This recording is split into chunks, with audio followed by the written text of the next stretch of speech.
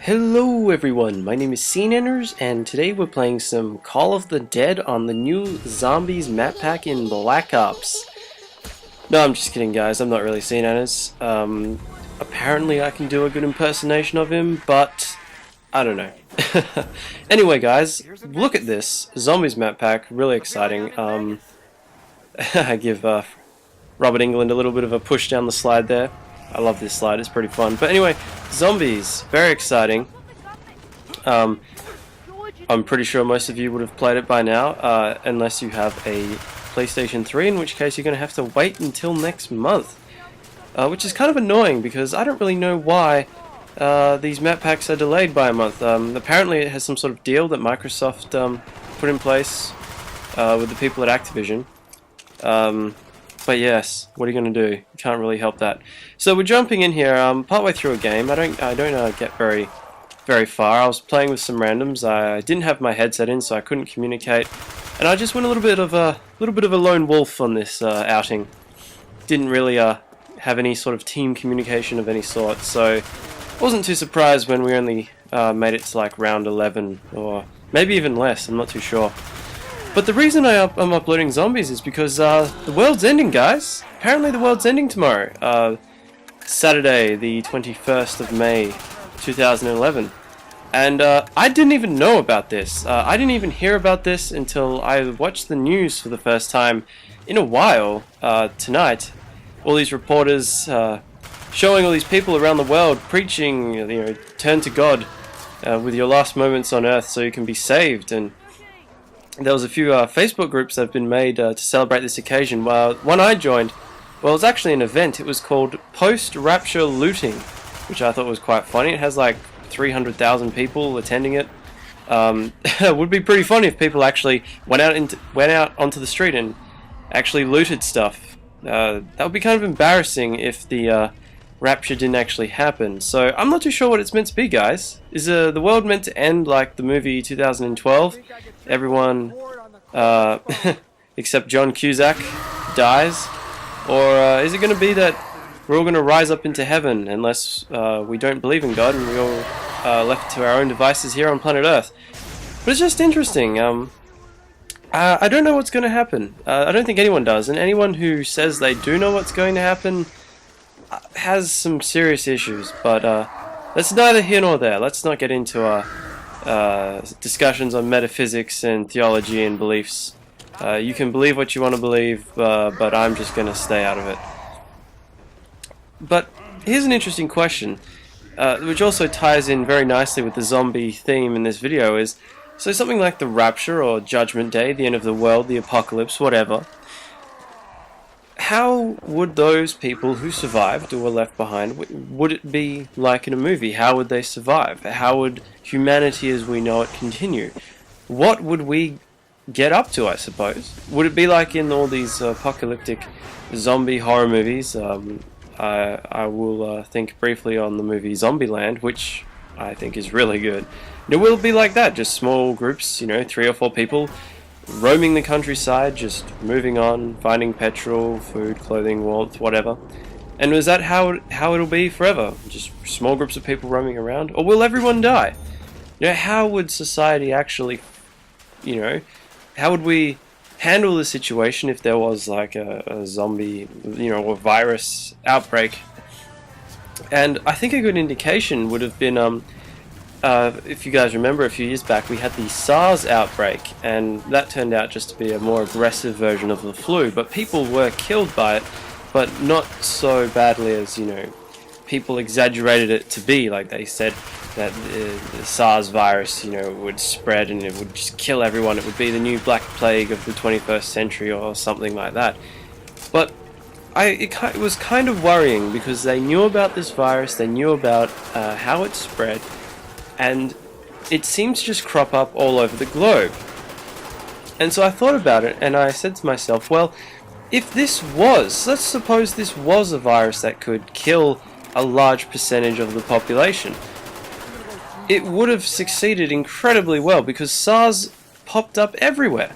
I myself had to get vaccinated and checked because that year which was my senior year of high school. We went away to the east coast of Australia for a skiing snowboarding trip, and I remember we had to take special hand gel, sanitary gel.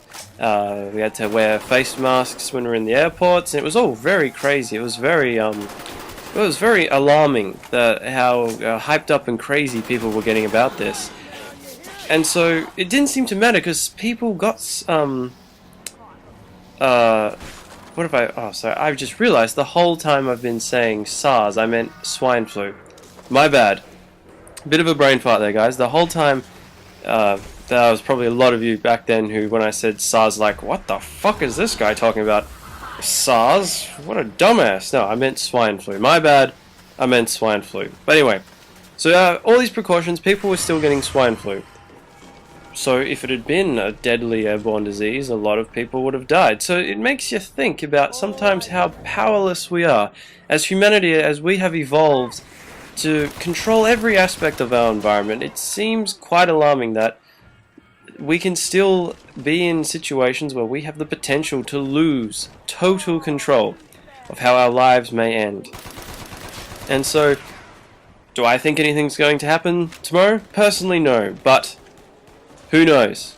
That's all I'm saying. Who knows? But yes, what's going on in this gameplay? I'll just look at the gameplay now. I picked up my German-engineered MP40 there, the beast of the bygone era, and it does quite a bit of work on this map. Oh, I get trapped here, and thanks to Juggernaut I survived. Big tip for you guys, and I only just discovered this myself. You gotta get Juggernaut quickly and early. You've got to get in there because the amount of times I've been downed by zombies who have just slapped me twice, and because of lag or internet connection or whatever, they've managed to essentially commando lunge me. Like right there, I would have died, but Juggernaut saves me and I'm able to spray 3 or 4 of them down. But yeah. So let alone, guys, an airborne virus that actually kills people. Imagine if it actually was a virus, like something in 28 Days Later or I Am Legend, and it actually turned people into flesh-eating walking dead. Personally, if my life turned into one of these zombie levels where I was trapped up or holed up somewhere and I had weapons to defend myself, fuck trying to shoot the zombies. I would just turn the gun on myself and fucking shoot myself because, frankly, if the zombies never end, like if it's literally like this game where there's no end to it and zombies can just come at you forever, well, you're gonna die eventually. I mean, the odds of you surviving these rounds decrease. I don't know if it's exponential or linear. I don't know the maths on this crap, but the people who program this zombies probably put a code in that has a pattern of difficulty, a certain equation that would explain how difficult or how many zombies come at you or how much damage they can take before they die. I'm sure there is an equation programmed into these games that determines that. But yeah, what am I doing here? I'm trying to find the Pack-a-Punch because I know it's down there. There it is. And I want to go down there and give myself a little bit of a super boost. And I do it with my 74U. Now, if people think this weapon is overpowered, normally, wow, you just give it a bit of a Pack-a-Punch and it gets a cool little triangle green red dot sight. It gets the futuristic, shiny sort of paint job. It's all very nice. And here I go. Yeah, check that baby out. And I've still got my Juggernaut. I haven't been downed, which is good. I'm very much going the lone wolf here. As you can see, I pretty much have had 0 to no interaction with my teammates at all, really. And that's the thing with zombies, is that you only do well if you literally coordinate every single movement. If everyone has a mic, everyone's talking, everyone knows, the call-outs, if you have code names for certain parts of the map, everyone has to know them so you can make quick and precise call-outs.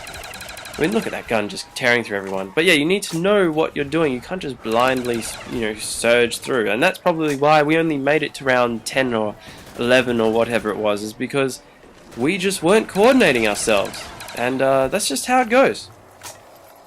Now, there are people who probably who can probably get to really high levels by themselves, but you have to be really, really good. I mean, the highest I've gotten on Call of the Dead, it's not very high. I think it's like 17 or 18, and that was with 4 people. All of us were people I know from outside of, you know, like school and all that. People I all knew personally. We're all friends. We all talk, communicate, whatever.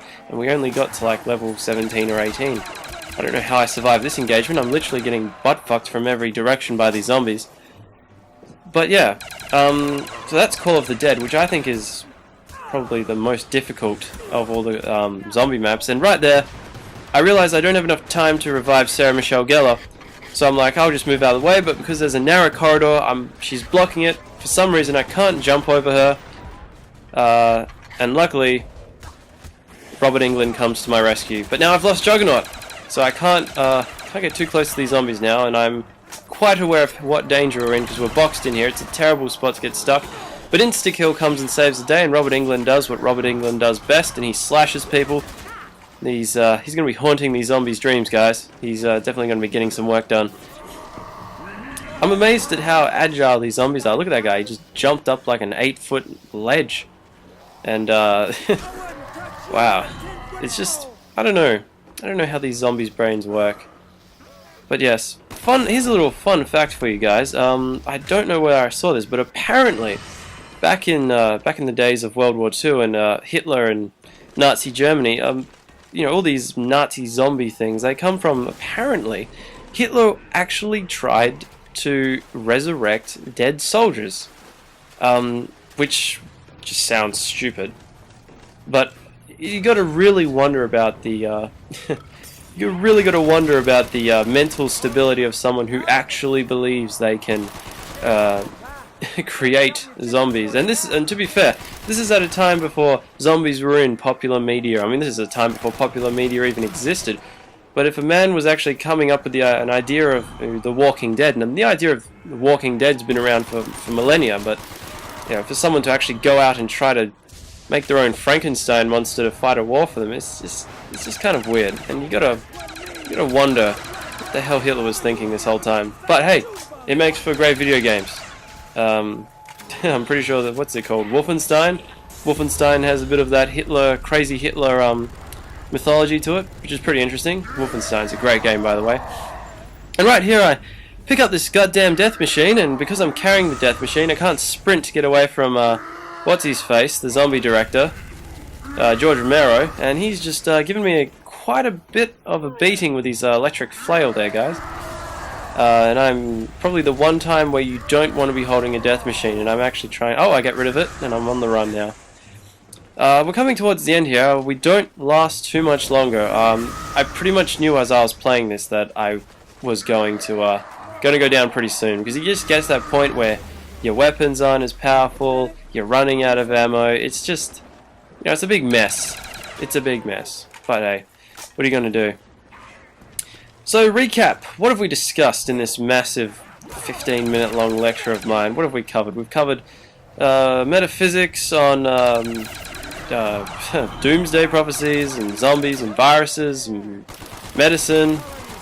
That's a good thing about long videos, is that you can cover multiple topics at once, but the bad thing about long videos is that, well, they're long. And, well, frankly, I didn't want to upload anything longer than this. But hey, what are you going to do? Here we go, guys. I'm about to get down. I dodge a few zombies. Juggernaut. Oh, do I make it? No. There you go, guys. 10 rounds.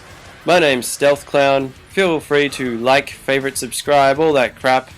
What'd I do? 137 kills. Got down 3 times. 43 headshots. Yeah. Not my best game, but considering I was going lone wolf, I don't know. Did well. Alright, guys.